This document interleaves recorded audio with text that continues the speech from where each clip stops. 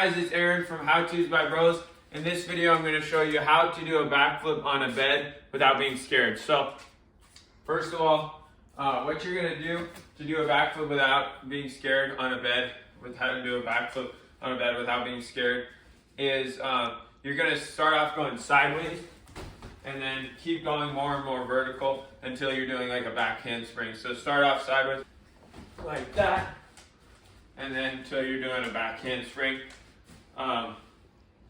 Till you're going fully backwards, and then pretty much after that you're just going to put some more power into it. Just do the backflip. It's really easy to do a backflip on a bed, especially on a bouncy bed.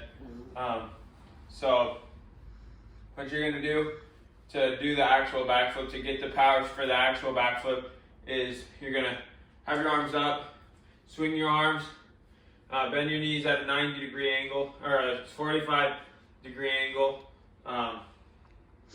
and then just go up, shoot up, and then obviously if you have ceilings, low ceilings, be careful with going too high, but you should be fine depending on your ceiling height. It all depends.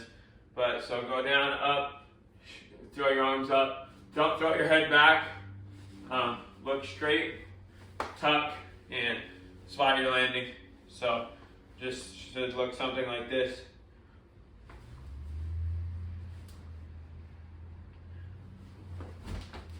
Thanks for watching, guys. Be sure to subscribe, hit that notifications bell for more videos. I'll talk to you later.